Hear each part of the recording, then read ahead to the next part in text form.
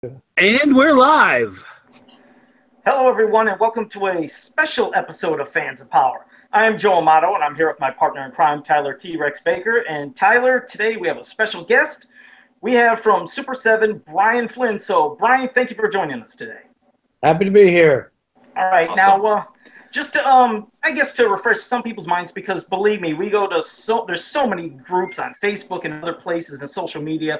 There's a lot of new people to classics and maybe a lot of fans from Masters that are just now coming back. So maybe you can just give them a little idea of, who you are, what you're doing for, the brand now, because obviously you guys are doing a lot, but just a little refresh for some of the new people.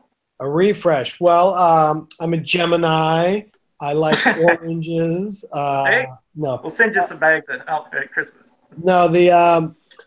Basically, obviously, I am the owner and I work at Super 7, and we like to make toys.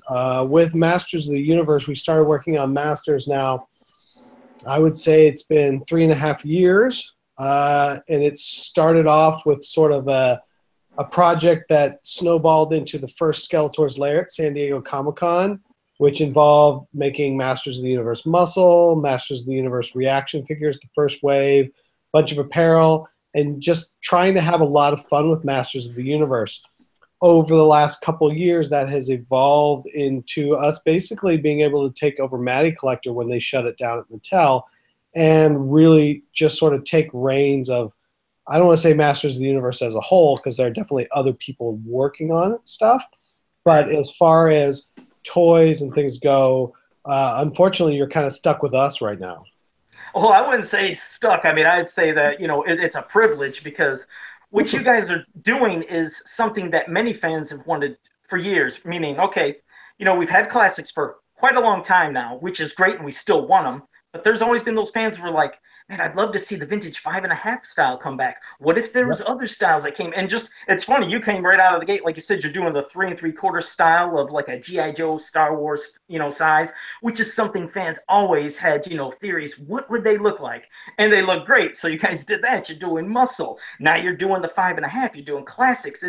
You're doing more than I've seen any company do with this property. I mean, as one company itself, which is amazing because you're satisfying, the needs of many fans, multiple fans. Because, as you've come across, there's some fans that just like classics, some like vintage, some like them both. But now you're, like I said, touching every aspect. So that's fantastic. Yeah, I mean, we're just trying to have fun and make the toys that ultimately we want to have and we think other people want to have. Obviously, with classics and Filmation, as you said, you've got an 8.5-year history, especially with classics. That is a phenomenal line. It's been going on forever, and there's no reason why it shouldn't continue.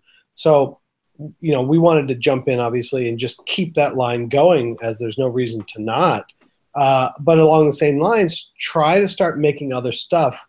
I think one of the things that we tend to run into, as you see with a lot of fans, is not understanding it. They think by the nature of us making muscle or making 3 3/4 reaction or trying to make 5.5 inch, that somehow it slows down or diminishes the possibility that they're going to get more classics or Filmation 8-inch figures, and that's obviously not the case at all. No, exactly, because that, just to jump in real quick, you're right, there's the loud voice for the classics that are worried, oh, we might not get as many. But I belong to, I mean, as you've seen on Facebook, I mean, there are hundreds of Masters groups. I admin 13 of them, and a lot are the vintage ones. Those vintage fans, I mean, they have been starving for that 5.5-inch style. I mean, they've been going crazy. And when you guys showed, those Filmation versions of Skeletor, He-Man, She-Ra, and Hordak, they lost it. But the ones that really threw it over the top was knowing about Hero and Eldor, that finally, after all these years, we're going to get them. Yeah. Believe me, there is a giant fan base for the vintage style. Just maybe sometimes they're not as vocal, but they're there. I've seen them, and I'm sure you have too. Yeah, and ultimately, and that's the reason why those 5.5-inch figures actually aren't out yet, is simply when we, our relationship with Mattel and Mattel's relationship with Masters of the Universe and Universal, it can get very convoluted and complicated very, very quickly. The reason the 5.5-inch stuff hasn't come out yet is because once we did it, everybody went, hey, how come we never did that before? And so in that regard, Mattel is working with a larger retailer to try to put it on mass market shelves. The deal's not done, it's not put out, it's not anything else, but there is an attempt for that 5.5-inch line to be able to go on shelf at mass retail. Oh, really? So, Really? Wow. because we were planning on having it out December. It was going to be out this year by Christmas. And most likely now it will be out fall of 27 or 2018. So, which means basically August, as soon as back to school is over. Obviously, you could do all sorts of like news break, news flash, beep, beep, beep, you know, but it's not set in stone yet. If that deal falls through, then the figures are ready to go and we'll release them. But more than likely, everybody's very excited about it. And so it's sort of moving back up the food chain from us to Mattel, but using our sculpts and our tools to make it. Okay, so you guys still doing it, but going through, like you said, Mattel, and then Mattel trying to hopefully get some deals done to have it back in the mass market, in the retail stores. Yeah, I don't, like I said, I don't know how much of this is we're supposed to talk about, what we're not supposed to talk about. Essentially, when we took over the Masters line, and especially the Collector's Choice and Club Grayskull lines, basically part of the deal is that we're not allowed to sell to mass retail because that's Mattel's business. Okay. So we're allowed to sell to specialty, hobby, small chain, all that, comic book shops, all that kind of stuff we can sell to. But I'm not supposed to sell Masters to Target, Toys R Us, and Walmart because that's Mattel's business. That's where they live. And if I'm all of a sudden selling something that's theoretically there to that client, I might be taking peg space away from them. But the reaction has been so strong to the 5.5-inch figures that now it's sort of moving backwards through the food chain where Mattel's going, well, maybe we want to take that now and run it to mass retail. And so I'm pretty sure it's going to happen, but nothing's set in stone yet. Things change all the time. Yeah, like you said, things, they do change. But if that actually did happen, I mean, just the reaction from the fans, I'm sure would just be insanity, because that's all they've ever wanted to see, was saying, we'd love to see Masters back in retail. Because you look at other companies putting out other different styles and size of figures, and any Masters merchandise usually sells like nuts, because, again, you have a lot of fans that, I mean, I deal with so many times, they say, I didn't know about classics. I didn't know they were doing this. It's just, they're not there. They're not around. But when you go into a toy store and something is in front of your eyes, it's bam, it's got you. So hopefully that would bring back not only the older fans that, miss seeing vintage, but a new generation. Hopefully there's those new kids that would see it, and then it could just, steamroll and just go crazy to where Masters really has that gigantic presence again. Because it's, as basically us fans are keeping it alive, and it's, the older fans. Yeah, I mean, it's one of those things where Masters does well. The first 2 weeks it's on shelf, it does phenomenal, and then it falls off a cliff because everybody that wanted it got it. Well, I'd hope it wouldn't stay at that case. I mean, as we know, like for the 2000X line, for example, I mean, fans were clamoring for it, but the unfortunate thing was the case pack ratios with those figures. You would have 4 He-Man to 1 Man-at-Arms and, like, let's say 1 Orko. So somebody would snatch the Orko Man-at-Arms, 1 He-Man, and eventually all the He-Man and Skeletors would start clogging. So in the eyes of the retailers, they were thinking, nobody wants this. And in reality, it's like, no, we do want it. We just don't want 1,000 variants and that crazy case pack ratio. A better even 2-2-2 could have made sense. Yeah, I think you go back and forth. I think what really comes down to is that unless you were watching it for those 3 years or buying it for those 4 years, very few people outside the circle of that group of people growing up on it really know what it is, which is the unfortunate reality that a lot of us deal with. It is like there's a heavy passion for it from the people that grew up with it, but if you didn't grow up with it, you're like, yeah, I don't know what that is. Oh, I absolutely agree. That's, like you said, that's when half the time you need a cartoon, you need a movie, you need something to let fans know what this is, especially a newer generation. But either way, the direction with what you guys are doing is fantastic. And before we start getting into some of the obvious, figures that you're working on, the, adjusting tooling and stuff and release dates, I didn't know, Tyler, if you had something that you wanted to shoot at Brian before we get to some of those. How is this change with Mattel wanting to jump in with the idea that they obviously love that you guys were doing? Has that, has it enhanced your own plan for going forward? Do you have to adapt to it? Has it been helpful for you? I mean, with them thinking this was a great idea and pushing it further, I mean, how do you guys view that? I mean, I'm sure it's got to be helpful, but does it change things like in the scope, or is it pretty much keep things the same? What changes are made due to that? Well, the biggest change, obviously, is it delays everything by a year. And so normally we'd be like, okay, hey, we need to start work. You know, right now I'd be working on like, okay, what are we doing after this? What's the wave after this one? What's the wave after that? Like, let's really start planning this stuff out. And now you're like, oh, well, these aren't even coming out for almost a year from now. So it slows everything down, where beforehand you'd be like, oh, okay, I'm going to put out 12 figures or 16 figures during next year. Now it's like, okay, all that plan on the line. It just sort of slows things down because I'll be quite honest, I'd like to do it faster. I'd like to be getting the stuff out there and moving on to the next ones quicker because I like making them. Yeah, I could see that. So had you guys already planned like the next wave or two after this initial group of the vintage line that you guys have finished? Sorry. I'm cutting out a hair bit. Hold on. That's all right. Let's see here. Did my Wi-Fi cut out on you? No, you're still there. There was just one hiccup at one point, but no, you're pretty good. We can still hear you and see you. Okay. All right. Well, I lost you guys there for a second, so I'm sorry. So can I have you rephrase the question, please? Yeah, I was just curious that with that, have you guys planned ahead prior to Mattel coming in? Had you guys planned like another wave or two based on the vintage line? We had planned 2 more waves. So we had wow. already scripted out sort of what we were going to do for 3 waves of figures. We had started sculpting the first. You know, my take on it was a little bit like, one, like I want to remake 5.5 inch. I want to get back. That's the classic style.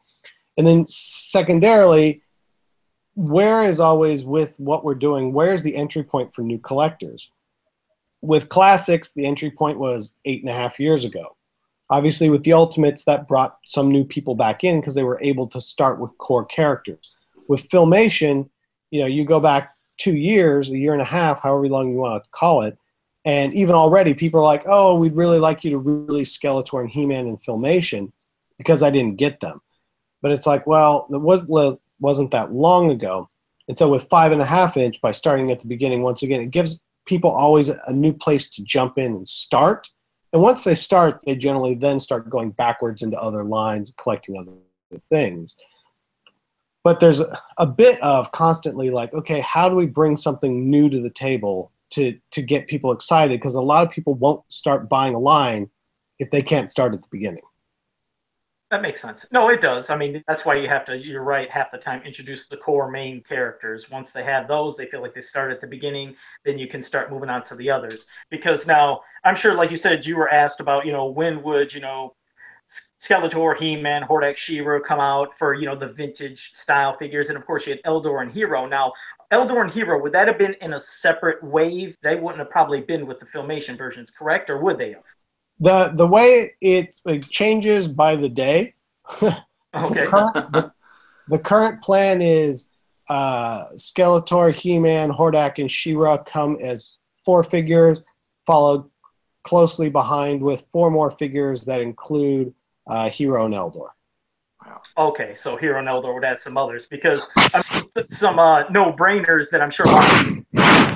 Oh, okay, I got you. No, some of the no-brainers were like, as we've seen those Aaron McCarthy figures that have been unearthed, and of course for the PowerCon type of exclusives. I mean, to have them in the vintage form they were intended, I'm sure fans would like that also. So, I mean, there's so many avenues of things to do. So it's pretty much it's an endless supply of vintage because you could hit the mini comics, the cartoon, any new things you have, just like when you did Curse of the Three Terrors. I mean, it was cool to see new style figures. I was more excited about those than anything I've bought in years because I'm a super vintage fan. I love classics too. But I was like, man, I feel like a kid again. These are so cool. And I didn't know if you've seen, but I put them up in my vintage shelf because I was like, those things just blend perfectly. So I'm super excited about the vintage style. That's the ones I think I want more than anything. Well, and the thing is that just as you say, the vintage line can go very deep into very collector-centric things about things that we simply didn't have, things that were different in toy form versus animation form, concepts. The other thing that we've talked about a bit over the last couple of years is that we've found an unreleased sculpt that no one's ever seen for Masters of the Universe. It's just legs and arms, and there's no torso, no head, but it's an unreleased from a Mattel sculptor, and we have literally 200 pages of concept drawings of where all these toys came from and tons of unreleased ideas that were rejected. And so when does that stuff start coming into play? Like the Giants with Titus and everything. Like I have drawings of 6 more Giants that never came out. Oh, don't do that. Oh, You know, phenomenal. yeah, we have with Eldor specifically, and this will come when we do Eldor and he comes on card. It will come with instead of a mini comic, it will come with a book that shows these things. But it's like, here's the evolution of Eldor. It starts as one character, and there's literally about 14 stages of evolution till it gets to the very end. Wow. One quick thing, Brian. Didn't mean to interrupt you, but I didn't know if you might be covering your mic or something. You got a little muffled. Get a little muffled? I don't know. Let's Now see. you're perfect. Now There you're you are. Yeah. There we are. Okay, I didn't quite get what you said about Eldor. You said something about Eldor, and then it went muffled. If you could. Okay, sorry. So with Eldor, in these prototype sketches, we got the original concept of what he was, which is radically different than where he ended up. And it goes from here through about 14 iterative stages till it gets to the figure that came out. So what we'll do is we'll take all those concept drawings and talk about the steps, put all those into where the book, where the mini comic goes, so you can be like, here's the whole history of Eldor. So everybody else knows him as just, here's the picture from the catalog, and we've got here's the entire history from concept to execution of this figure. That's fantastic. Also, God. The thing that gets me most excited, I don't know. Again, you don't. If you answer or have the answer, cool. But as you know, the Powers of Grayskull vintage mini comic, it was part 1 of a part 3 series. We never got the official part 2 or 3 back then. As for classics, they made a new story that was different. Obviously, it wouldn't have been the story we got as back in the 80s. But did you guys ever have any more of the mini comics? Is that anything that could have been in that stuff or no? No. This was a toy designer that worked on Masters, and he died about 6 years ago, and his family has been slowly going through his estate with a friend of mine, and he came across all this stuff, and they keep giving him just little box of stuff here, little box of stuff there, and going through it all with him, it's like, okay, here's all this Masters of the Universe stuff, and no one's ever seen it. No one knows anything about it. Mattel clearly doesn't have it, but he kept photocopies of everything he ever worked on. So it's every single piece that he ever worked on for Masters. And, there's some really good stuff in there. There's some stuff that probably a good idea that it never got made. I can imagine. There's a lot of really cool history. So same thing, like when do we start diving into all of this prototype concept stuff that no one's ever seen before? That's another thing we want to really start trying to plan into the line. But same thing, if you push out a year till we start launching, that pushes out that stuff even further. Oh, I could say, yeah. I mean, that clearly makes sense. And there's also remember there was the figures that we never got in the United States, like the laser versions, the laser light Skeletor, laser power He-Man, and, you said Titus and Megator. Is that anything down the road that could be a possibility? If things take off and we're hot, could you take those molds from those actual vintage figures and do them for the United States so we don't have to pay thousands? I am always very, very reticent to make a reproduction of anything, because we could go into a whole bunch of stuff, but ultimately, it's old, it's rare, it's been around, or it was original, and, anytime a reproduction is made, it devalues the original, and it doesn't really do anything for the collector as a whole, other than save some people some money. I would rather go look at that and go, how do you do something different with it? How do you evolve it somehow so that the originals stay the originals. Like even when we put out the Alien reaction figures, which were a redo of the Kenner prototypes from 1979, we changed parts of every sculpt so that no one could take an arm or a leg or a torso out of context or a test shot from our factory and pass it off as an original. Like, okay. you know. No, that makes no, and that's good. You're right. I mean, if like you said, you ever did touch on those figures I mentioned, you're right. You could do a slight little adjustment to the armor or something to change it if you guys. But if you didn't, you're right. I completely understand because you're right. It does take away the value from the originals. But you know, well, and it takes away some of the mystique. Part of the reason that people want Titus and Megator is because they couldn't have them. And if all of a sudden everybody could have them, the real question is, would you want them? Because a lot of people really don't like the aesthetic of those giant figures.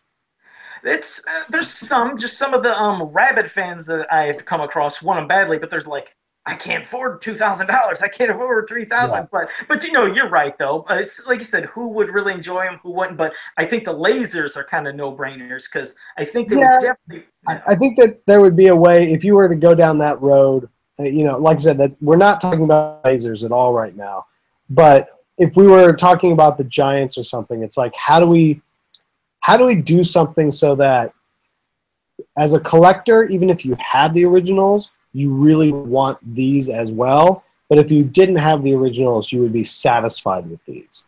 And that's a fine line. And it's no different than the same thing. That's part of the reason we came out with the animation accurate is I was like, everybody wants me to reissue the original 5.5-inch figures, but I don't want to do that. Let's find a better way to make 5.5-inch figures. So rather than reissuing the originals, buy the originals. But if I make them animation accurate, there's something there where if you don't have them, you buy them and you want them. And even if you have the originals, now it's something different and you can have it next to it on the shelf.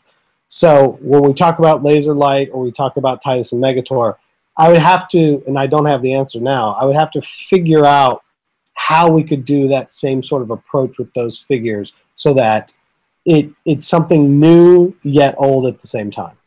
Yeah, and you're right. It would be hard to do with those giants, and I do agree with what you're doing with the animation style for the other four figures.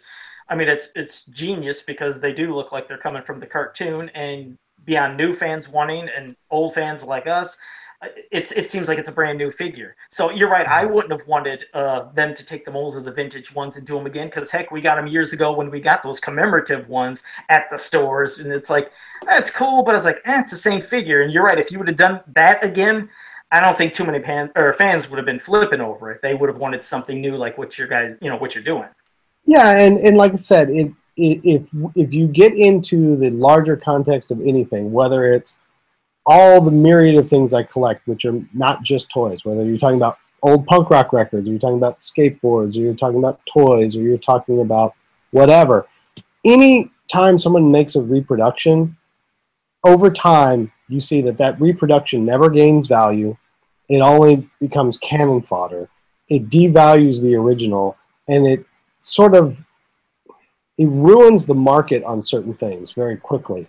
So I'm very reticent as both a manufacturer and a collector to make reproductions of anything. Oh, and it's happened. I mean, that's happened with the commemorative ones that I've seen come out in groups. Sometimes somebody said, hey, I don't remember Merman having this shade of green on his belt, or there's like a different detail. They're like, I don't remember this. It's like, because that's the commemorative one, and it just causes confusion. So, yeah. Again, what you're doing is great, but I'll pass it to Tyler before we hit some more. But Tyler, if you have something you want to say.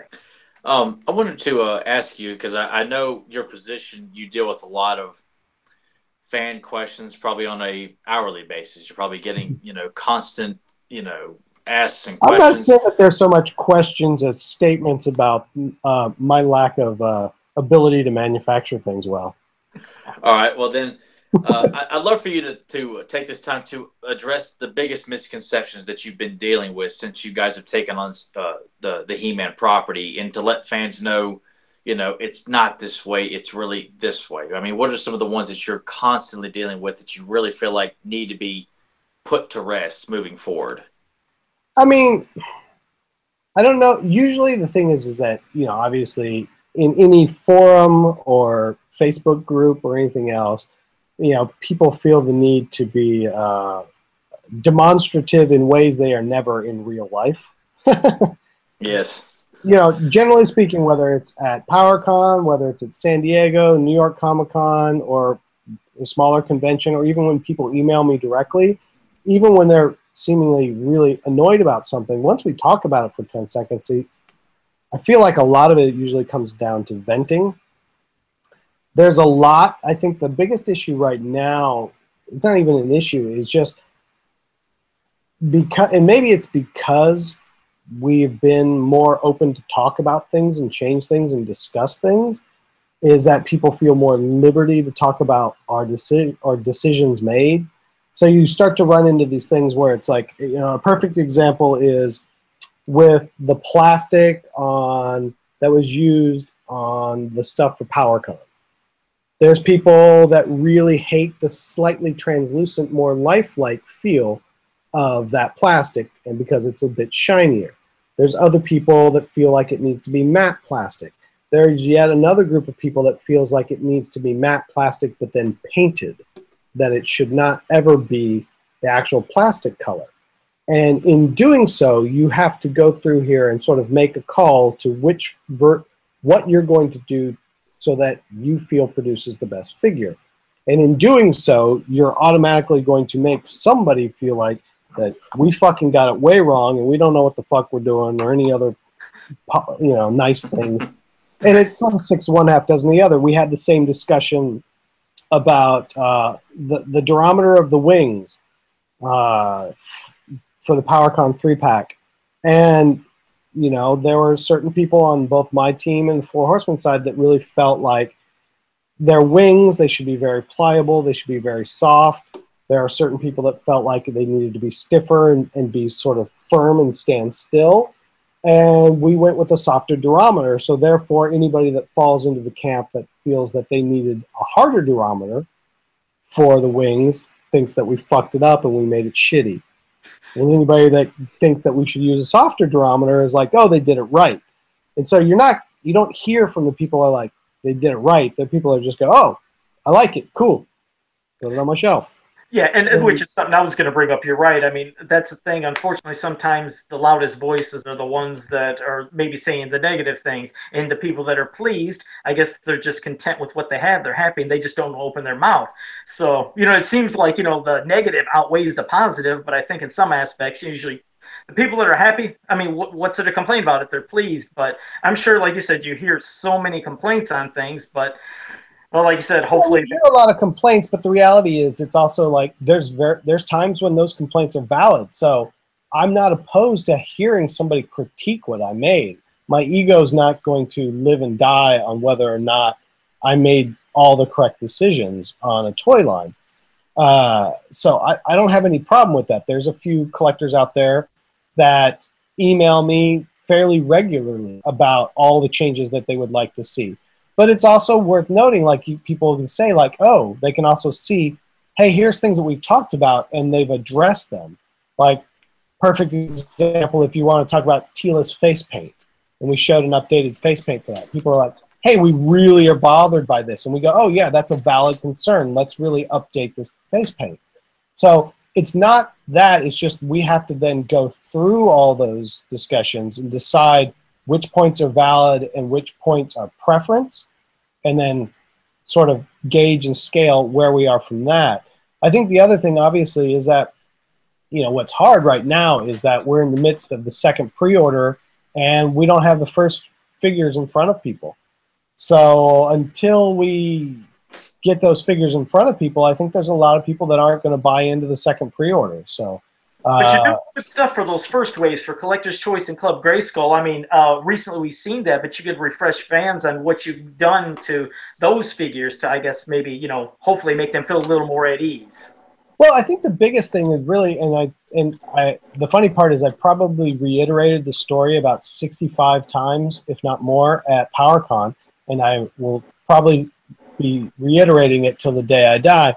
The difference between a figure when you're holding it and you're like, oh, these are really nice stiff joints versus, oh, this is kind of loosey. They didn't really do a good job on on QC with this figure is about 1/100th of an inch. You know, literally, it's like, because all those points of articulation are just friction. They're not mechanical. They're all friction based. So it's, you know, a ball and socket popping on top of each other or whatever. So if that thing is just off by literally 1/100ths of an inch, it's either going to be too tight or too loose. So actually making and injecting the plastic and getting the tools made is sort of the easy part. You then spend literally months finessing this stuff where you're like, okay, polish the mold a little bit more. Now inject it again. Let's see how that fits. Okay, oh, it's fitting a little loose. Sandblast it ever so subtly. Let's see how that does. And you literally just go back and forth and back and forth and back and forth and back and forth until you find the sort of correct happy medium of where the joints stay tight, they move, and you feel like, and you have not feel, but you have to be confident that they're going to stay that tight for years to come, versus like, oh, it's pretty good now, but is it going to get loose as you continue to use it, as those friction points continue to grind on each other? The tolerances on this stuff are really, really, really small. So, you know, that's one of those things where it just takes time to finesse those things. And, you know, you run this really fine line where if you make it too snug, snap. But you know, if you make it more snug, you're not going to run into any problems with loosey-goosey arms. You're not going to run into any problems with it getting you know, looser as time goes on, as the material degrades, as it rubs against each other. So finding that fine line on all of these toys takes time. And every time you do it, you start over again. So it's one of those things where, you know, like I said, when I start explaining it to people, like, this is literally the difference that you're talking about. Like, I was explaining it to one guy at PowerCon, and he goes, oh, that totally reminds me of, and I think it was maybe the original Sorceress, where the feet were really loose, and people would just shoot hairspray onto the ball socket of the foot and snap it back on to tighten it up, and that would be enough of a difference from loose to tight. And it's like, yes, that is literally the mechanical differences that we're talking about between a good figure and a shitty figure. So there's a lot of work that you go into back and forth on all these stuff. Because then it's like, okay, I shot the plastic. Now what happens when the plastic cools and it contracts? Now how does it fit? So it's not just a matter of like, oh, it's exactly the same thing as the mold. It's not. It's, you know, you've got to deal with plastic contraction. You've got to deal with friction tolerances. It gets really noodly after a while, and the differences are very subtle. So, you know, we try to bake in the proper amount of time that it takes to do all that work. But if they're not right, you kind of have to just push out and keep working on it until they are right. And it's better, though. I mean, it's better that you guys are taking your time to make sure everything's perfect before it comes out, because then you would have, again, like you said, people complaining. So I'd rather you take your time and, you know, however many months it would take to have a perfect figure, instead of saying, okay, let's rush it out, let's get it to them so everybody shuts their mouth, and then they have a product they're not pleased with. So that's good what you're doing, because I mean, aren't you guys even doing something with like the hips or the different side hips? Yeah, and that's to do with the tolerances of the spacer that goes in between. If you were to take one of your classics and you flip it over and you splay the legs out 90 degrees like he's Jean-Claude Van Damme, you'll see as the crotch comes down, then there's a circular spacer that sits inside the crotch that the two legs pop into. And you've got to have a certain amount of width for the legs to attach to that circular piece, and at the same time have enough friction onto the ball joint that connects into the circular piece to hold the leg socket. But same thing, if how wide that circular piece dictates how much grip and hold it can hold onto the ball socket, which also dictates how you might get these really narrow legs, and the hips might fit really well together, but then there's not enough strength inside the ball socket if you start popping the legs off and on to keep it from cracking. So it's all these fine lines of like, you know, really. So we've been working on that a lot of hip width. Like if you look at the PowerCon figures, nobody really complained about the male hip width, but we were still adjusting it in this round because we felt it was too wide and looked off. Everyone and their grandmother, though, was complaining about Tila's hip width and Sorceress's hip width. So, you know, that's also been heavily adjusted. All right. And is there an estimated release on the Wave 1 figures? Because like you said, obviously it's taking more time. I mean, is there a yeah. Okay. Yeah, no. We have only 2 changes that were left to be made. One was Triclops' head was sitting too high on the neck, and then Lodar's armband was missing. Those were the only 2 things that were left, and I don't know where Lodar's armband went. Apparently, I think it found some sort of, you know, leather shop in China or something. I'm not sure. So we've already gotten revisions on Triclops' head that we're happy with. We're just fixing Lodar's armband, and at that point we start shooting plastic, painting them, and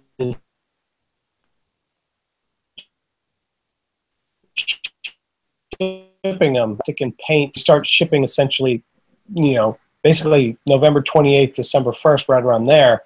But then you run into this thing that'll happen, which we will get tons of complaints about, which is if you're in Europe, it's actually cheaper for you to airship your stuff from China to Europe rather than boat it all the way down under Africa and back up, versus the US, which it makes more sense to put it on a boat and ship it over.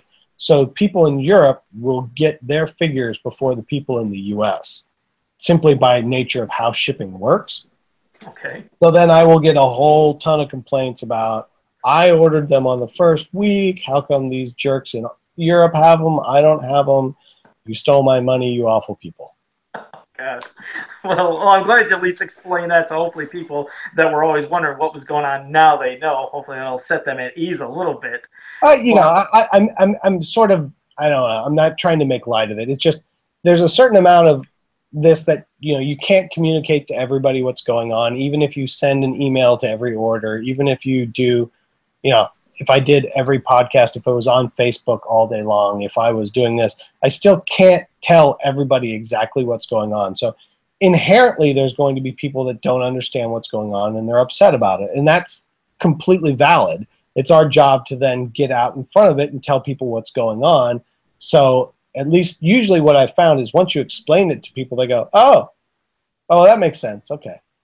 And, you know, that's what's good. That's what's great about, I mean, what you're doing. You're interacting with fans. You don't get that from many companies. Not many toy companies, they'll go out of their way to almost on a regular basis communicate back and forth with fans to let them know what's going on. So just you doing that, I mean, that's something that is fantastic that you rarely see from toy companies. You know, it's. I hate to say it's not rocket science, and I don't want to give away all the secrets because there aren't really that many secrets. But it's just like, you know, it's like you know, it's like any other job. Like if you're not talking to the person that's supposed to do the other job next to you, how are you supposed to know what's going on? So, how am I supposed to assume that everybody out there knows what's going on with Masters of the Universe and unless I tell them? Yeah, exactly. Well, Tyler, you can go ahead, ask him something. Have you guys? I asked this on Joe's behalf as well. The meteors.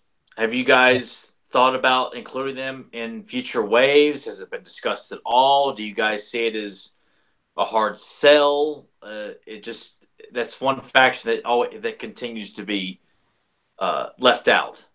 Yeah, and we're going to pretty much put them to the side. We don't ever want to talk. No, I'm just kidding. I completely understand, Joe. Just have to deal with that. Yeah, it collapsed. No, I can say that it is not in our current plans in any way, shape, or form, but that doesn't mean that it won't be. Yeah, it's the same thing. Like right now, it's like we get excited and we have the same conversations probably you guys are having. Be like, oh, wouldn't it be cool if? And what if they do this? And what if they do this next? And then I have to sort of stop and go, remember, 5.5-inch figures probably aren't even coming out till August of next year. Like, we can't put our cart too far in front of our horse. We've got to sort of just make sure we're doing what we're doing. and stay on target and stay on plan, for lack of a better description. But you know, the thing is that as a, you know, much like you guys, it's like we collect this stuff, so it's like I'll make as much stuff as they'll let me. The hardest part is trying to be cognizant of how much I'm asking you guys to spend to buy the toys. I could make, you know, 36 classics figures a year if I wanted to, but the reality is how many people can really afford it? And if it starts to get expensive, you feel like you're being fleeced, and you know these other things, and you stop collecting, you don't just stop and go, okay, I'll cherry pick and I'll just pick one here or pick one there. You just stop as a whole. So we always try to be very, very clear about how much money am I asking somebody to pony up and spend per year to collect this line. So between classics and Filmation, the idea is that it's 16 figures a year. 4 in spring, 4 in summer, 4 in fall, 4 in winter. We haven't quite got on schedule yet, but the idea is that every 3 months I'm asking you only to buy 4 figures. That's it. You should be able to stay along, collect, and not get in a place where it's like this is too pricey to do. Yeah, too much hurts the wallet. You're right. I mean, spreading it out like that, yeah, it's a relief on the, you know. Yeah, and of course we're completely not going according to our plan right now because we're sputtering and starting and trying to get it all streamlined. Right. So it's like, here's 8. We'll ship the other 8 next week, I promise. You know, but the idea is, especially going into 2018, is that spring we would do 4 classics, summer we do 4 Filmation, fall we come back with 4 classics, and holiday we come back with 4 Filmation figures. And then of course you'll have something probably special at PowerCon and maybe something at San Diego. But then it's like, okay, I know how much money I need to spend for the year. I can budget accordingly. You know, the payment plan system that we've put in place, I think there's a lot of people are like, it's like there's a lot of people that's the difference between collect the line and them not. So we have to be really, really cognizant of how much money am I really asking you to spend per year to collect the line. And as much as I want to make all sorts of stuff, that doesn't mean that it's best for everyone that I do that. Okay, because yeah, I could see. I mean, like you said, all the things that could be made. Like one that I hear a lot from fans, which will lead into something that is interesting that me and Tyler, when we talked with somebody in a previous episode. But okay, we've seen the amazing mock-up mini comics that came with the Ultimates. I mean, those things are fantastic. Those that was a brilliant idea. I love it. I mean, love it. Now, here's the thing. Are mini comics for like the vintage 5.5 style? Is that something that's been considered, talked about, or actually doing a real mini comic for a particular figure, or is that just maybe too much or out of the price range of getting an artist to do something like that? It's not a matter of price range. What it really comes back down to is content creation, and that becomes a very problematic gray area with both Mattel and Universal.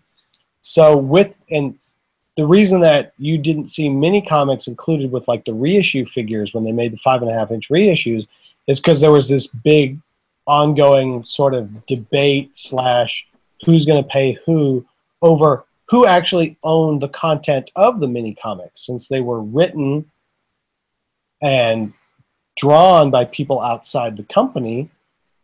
Who owned it? It's sort of like it's probably been resolved, but if you're talking about, if you remember the Star Wars comics, there was a bunny in the Star Wars comics, Jax. Who owns that bunny? Is that bunny was created by Marvel and used in their products. Does Marvel have the rights to that bunny, or does Lucasfilm? So when the mini comics, before all the Dark Horse stuff books got made, they ended up having to come with a settlement and paying out a lot of the original artists and writers to get out of the gray area of who owns it. So when you're talking about new mini comics, the biggest thing to come into is who owns that content, who's in charge of creating that content, because the moment that becomes content, that becomes canon. And tell this character can't do that, and this can't do this, and this objects with this, and it opens up this giant can of worms. So I'll relate it to the fact of like when we made the Curse of the Three Terrors cartoon, part of that deal was that we have no rights to anything that we created.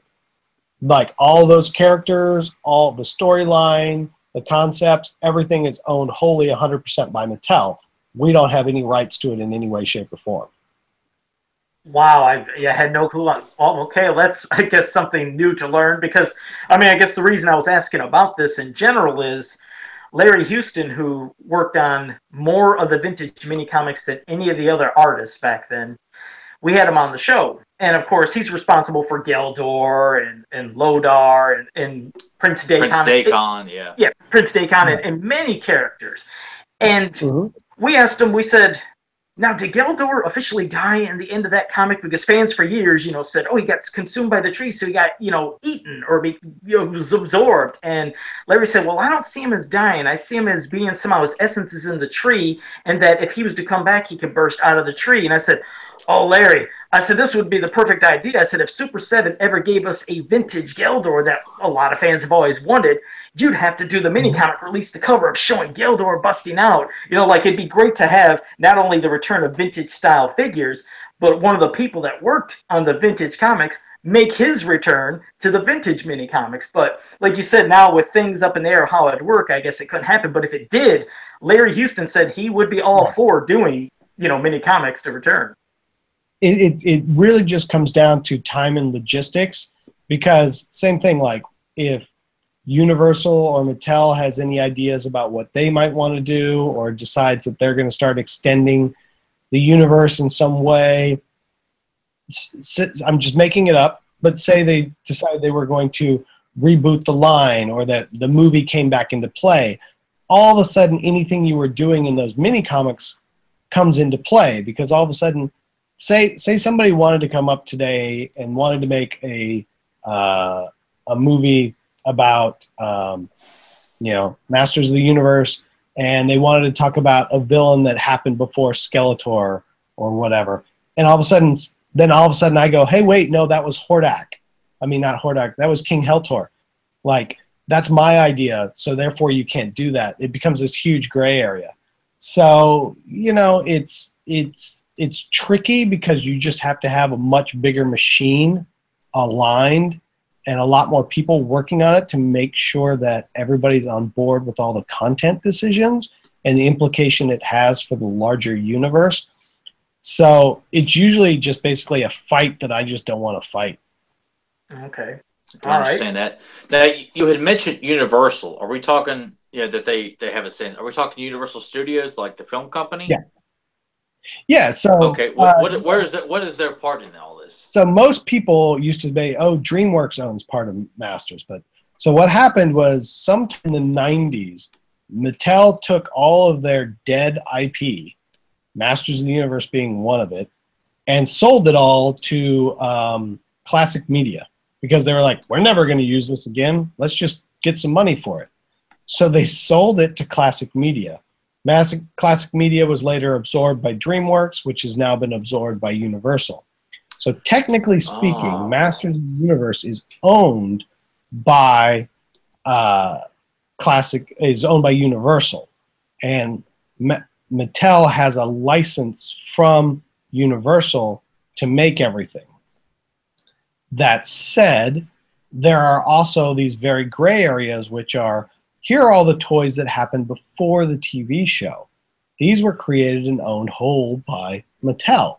Now you have all the stuff that was made and created in storylines that were done for the TV show that then became toys. So the people that created the TV show own those characters before the people that made the toys own those characters. So who owns what and how it goes is a very, very long and convoluted thing. But long story short, the easy way to think about it is Universal owns Masters of the Universe, but has granted Mattel all the rights to do anything and everything they want to with it. And then Mattel pays royalties to Universal. So now, because this is kind of an unrelated, but just kind of makes me think is, whereas Sony had the film rights, but Universal owns Masters of the Universe, does that pretty much put the kibosh on Sony's ideas, since Universal, a competition or competitive film company, owns the rights to that property? Just in that regard, does that? If Sony's rights have not expired, no deal that they could do could take somebody's rights away. Mhm. But like I said, I don't know the ins and outs of that stuff. Yeah. That's all. Are you talking? You're talking about the new movie, not the old movie. Yes, the new movie. Yeah, the one that Sony has been. The theoretical new movie. Yes, the one that we think is coming in in 2 years. But I was just the one that's been coming in 2 years for about 8 years. Yeah, and then coming about 8 years for another 15. So whatever. Yeah, I had no idea. If their rights have not expired, that wouldn't change. They would still own the rights. I'm sure at a certain point, Universal will probably want to consolidate their rights, but I'm obviously not a representative of Universal in any way, so I don't know how all that goes. There's no telling, quite honestly. But I can say that having done plenty of this stuff, the backside of who owns what on Masters of the Universe is a very murky question that many people at both companies do not fully understand. Because it's constantly, every time we want to try to do some of these other stuff, it's like everybody's got to go, I don't know, let me check in. I think we own that, but I got to find out for sure. And it's most of the stuff, it's like you see these guides and it's like this thick. That's who owns what. And this one's like this thick. It's very man. Enough to make your brain explode. It's just it's mind-numbing to know that all these details that you've been dealing with just with this property alone. I mean, that's man. Yeah, because like even because you're right. Look at how long everybody's been wondering, will we ever get official movie figures from 1987? And we hear about all the movies owned by the movie's owned by yet another person of the old movies, and that guy hates Mattel with a passion. And said in as much that as long as Mattel is involved with He-Man, they will never do anything with his movie. We had conversation with somebody that knows him that said, now that Mattel is not involved, he may consider talking to you guys, but we have not gone any further than that on anything, and we have not had any discussions about it. But we do know that that is something that people want. We think it would be fun to make. But it's also one of those things where even if I did do that right now, I'd be talking about a late 2019, 2020 at the earliest kind of thing. Yeah. I mean, you're right. If it happened, I mean, it would be absolutely fantastic. Like in two of the big groups that I admin, I put up a poll. I said, if you could have your choice of them making, hypothetically, movie figures, mini comic figures, Filmation He-Man, Filmation She-Ra, MYP, I said, what would you prefer? And in the polls, both of them, the giant topper was the movie, and right underneath was mini comic characters. It was just crazy to see, but just to see the love and desire for those movie figures is just, it's overwhelming. But like you said, is it going to happen? I mean, it's probably not. I mean, if it did, it'd be great, because once Karg was shown, I know so many people got confused. They said, wait, they got the movie rights. It's like, no, that's based off of the version that was in the magazine, and a little bit of, like you said, a loophole, but how many people I had explained. We found a very small loophole, and then we tried to drive a Ford Chevy through it. Ford Chevy doesn't make any sense. Sorry, a Ford truck. There we go. Yeah, because you had enough people having a heart attack to where they thought, oh, they have the rights now. We're going to get everybody. God, Skeletor, Lubick. No, we do not have the rights to the movie. Maybe one day we will, but like I said, it's for us right now, it's like, we're all talking about, like, it's a perfect example. We're here now talking about, well, what about the movie, and what about this, and let's get on that. And it's like, hey, how about we get Wave 1 out first? I always have to temper myself with, there's a lot of things I want to do, but I got to focus on making sure I follow through with the stuff that I've got now, or otherwise we won't get to make movie figures. It's just a good businessman talking. Yeah, and like for the Ultimates that you guys, when you did the Ultimates, I mean, again, you kind of reintroduced some of the main characters that obviously people didn't get at the beginning.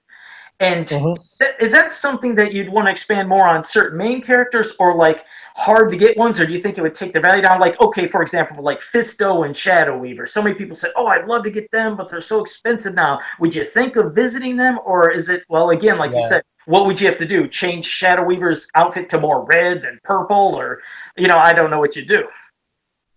Part of it was, how do we make it so people can afford to get back into collecting classics, and then how do we bring Skeletor and He-Man back to let people jump in? Part of it was like, there's lots of stuff that's been done over the years. Let's figure out how we can bring all this stuff back and repackage it in a new way. A lot of time for Fisto's one for me where it's just like, maybe I'm wrong here, but I'm pretty sure the demand for Fisto is simply, I don't want to pay $80 on the secondary market. Yeah, no, they do. People say, yeah, they don't want that secondary market for him, and especially for Shadow Weaver. I mean, she goes over 150 to 200, and people are like, I'd hope they do those in Ultimates, and like how you added extras or multiple types of items. And that's part of it. Is like, is it a core character that we really think that everybody probably needs to get and needs to be revisited? Are there a lot of different accessories and things that we can bring to it that reinvent it for the people that already have it? But if it's just here for, hey, I want to save $40, can you hook me up? That's probably not the reason to make it. So, but Shadow Weaver is one of those characters that everybody's got an opinion on Shadow Weaver. That's for sure. I've seen quite a few resculpts of Shadow Weaver submitted in from different people going, this is how it should have been made. Let's talk. Yeah, I think that, I mean, she was a fantastic figure. I mean, like you said, if they were to do a re-release, hypothetically, I mean, I could see that a variant color of looking more red like the cartoon. Maybe they could give her bird on a perch Styrax, that one, like kind of vulture. That could be a cool addition to her. I mean, I guess that could spice her up. But, yeah, right. Fisto, most time people just don't want to double the price, pay. But, I mean, I guess if you could jazz him up with something different, it could be cool. But you're right. It's just like, what is the important figure? What do you think people want most to feel like they should have? Yeah, and what has a reason for being? Like, Ram Man was one of those 50-50 ones, but we really felt like, okay, we can come back with mini comic and do it in a different way. And that gives it a point of difference. Where if it's just, hey, can you just make Fisto again and maybe change his belt? It's like, well, Fisto's pretty right on. I don't know that I need to fix anything on Fisto. You're right. I mean, he did look right on. I couldn't remember. I'll be honest. I didn't know. Did he get both of his swords for the figure, like his purple one, and then that big Buster version? Oh, he did? Okay. I was just trying to think of some extras to give him. I was like, I got to run behind me if you need to have it validated. Okay, yeah, remind you. I was like, I don't know, give him a beer stein that he had in the one NYP episode. I don't know, because, I mean, there's not many more things, but I couldn't figure it out. So, we get a lot of people asking about the Ultimates. Simply, I think, one, because I'm not going to lie, I think the packaging was very exciting for people. Damn right it felt like I was buying an old figure. It felt like, okay, I feel like I'm a kid again. And I think people want to have more figures with that packaging and with that feeling and emotion with them. It's just tricky because with Classics and Club Grayskull, because I always call it Classics. I always say Classics and Filmation rather than Collector's Choice and Club Grayskull. I know that works. That works. Yeah. So, with Classics and Filmation, you've got figures that have been in packaging now for 8 years. As much as I would love to put them on Exploding Rocks card backs, that doesn't make sense. They've been in this packaging forever. And if you're collecting this whole line, you don't want to get to this point and then have it change. It's like, so we're going to keep those in the classic packaging. So the question really becomes like, how do we find other places to bring back the Exploding Rocks? And that's the 5-inch figures.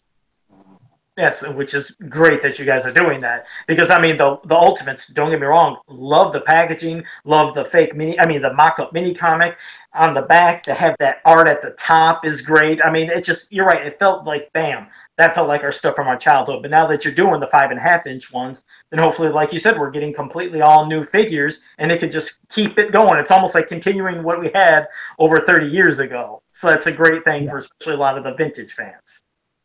Yeah, we're gonna try to hit as many of those fish hook in the mouth points as possible along the way.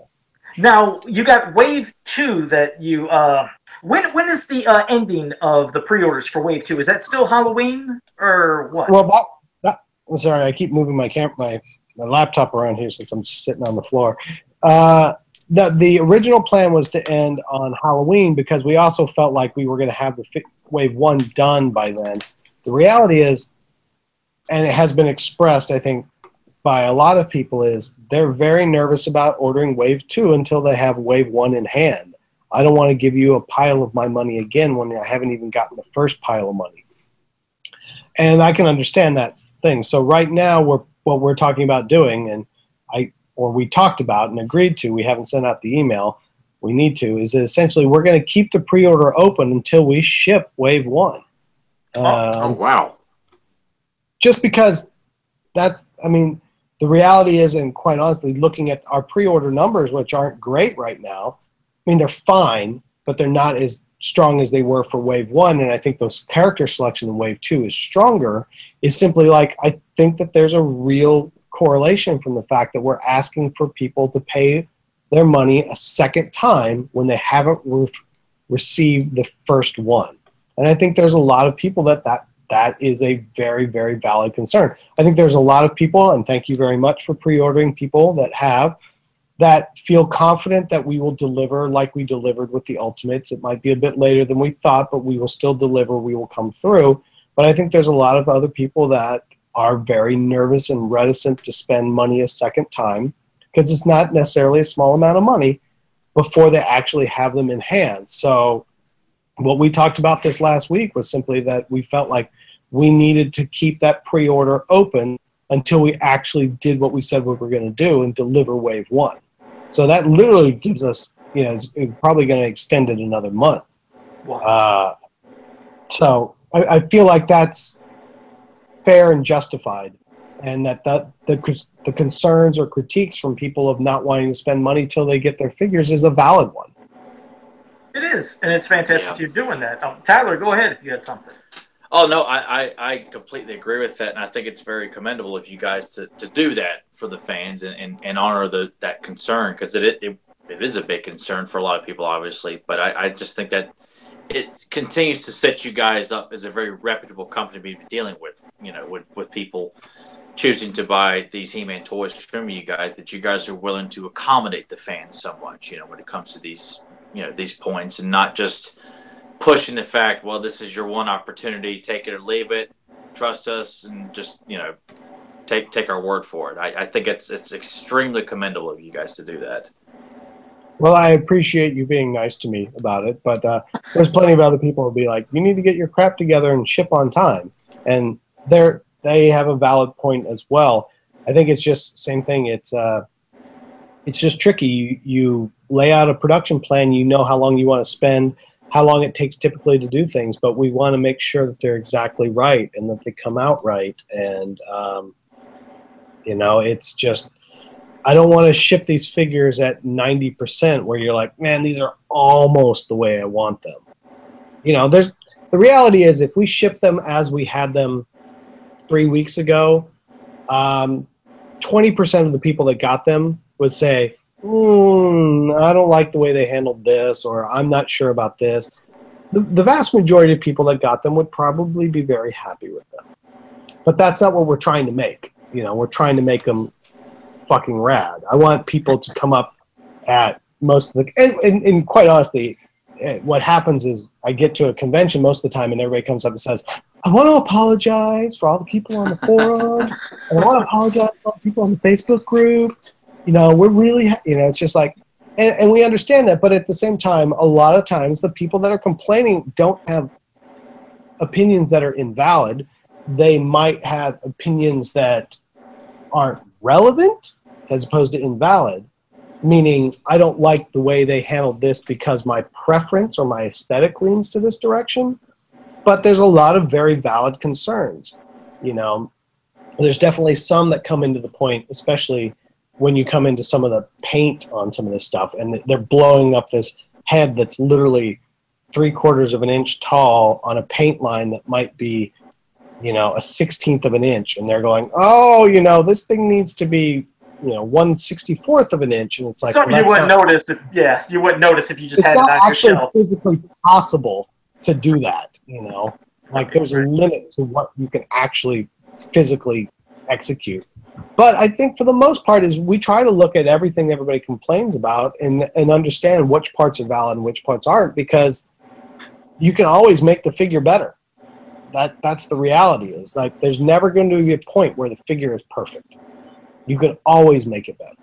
You can always make it better. And it is. I don't have my ego tied up in it.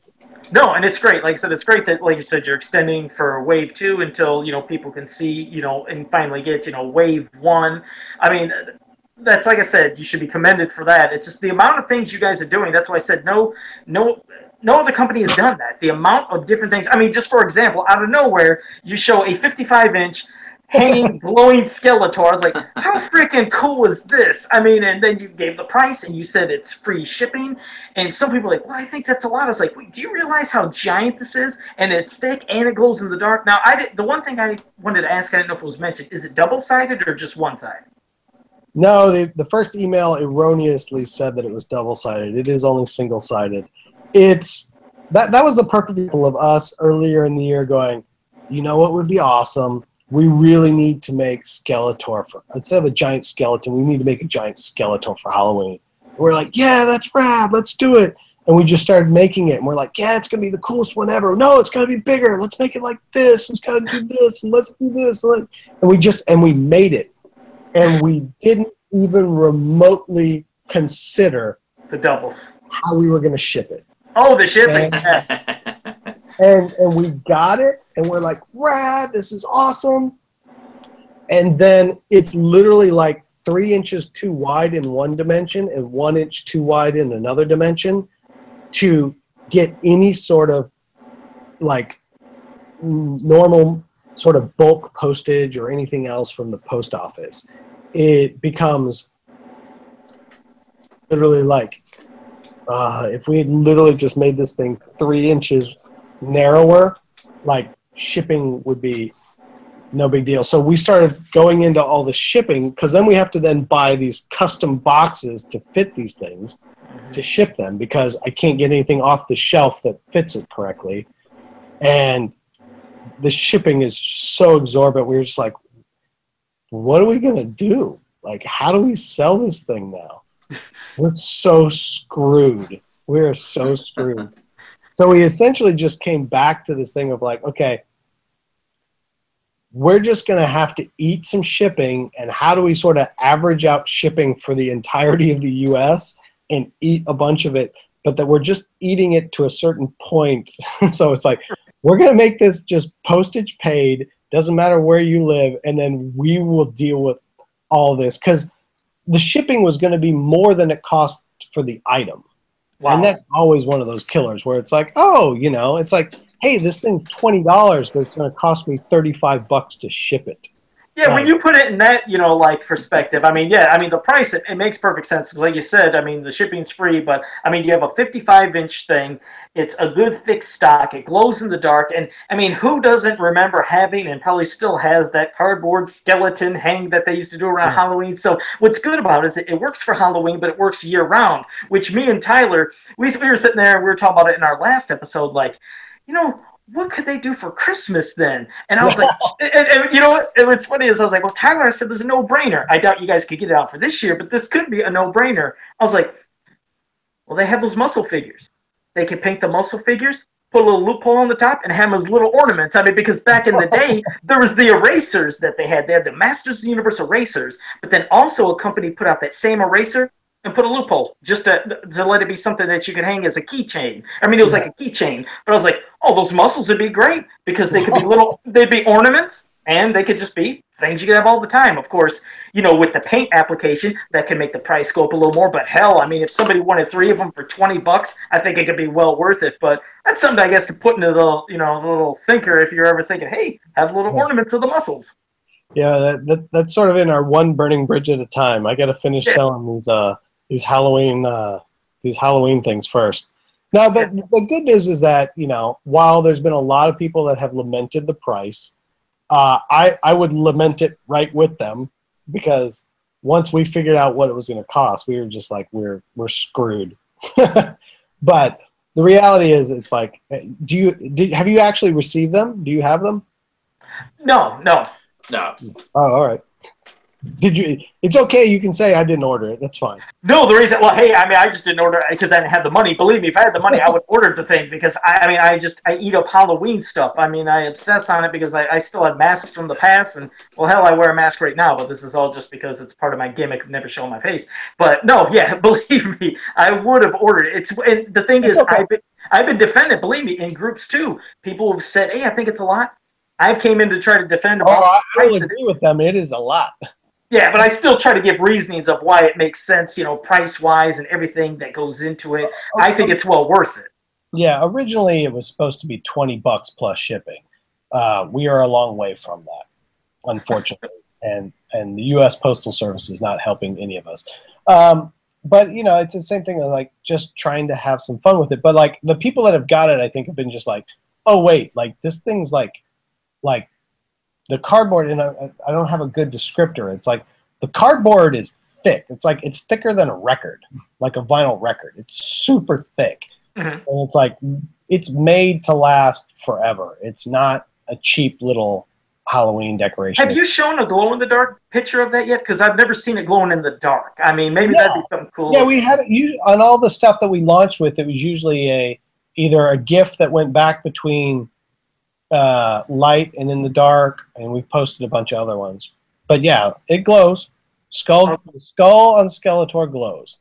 Okay, no, it's a cool piece. Like I said, I guess next year, I mean, if things worked right and there was a different size box or whatever, you could have Scare Glow. I heard that from many people. Now we know what we need to not do next year. Yeah, shrink it up a little bit, make a Scare Glow, and bam, you could have a perfect box that could work, and then maybe it wouldn't be as much. Exactly. I need to. We need to ratchet it back a hair bit. Think about the back end. Exactly. Well, Tyler, I don't know if you had a closing question or thing that you want to say with Brian before we wrap it up, because he's answered quite a bit, and I don't want to hold you too long. Yeah. I was trying to think of one of the two questions here. I guess kind of combining them here. So as of right now, like you said before, that you guys were, you know, initially planned to release 4 waves a year. You know, yep. One quarterly.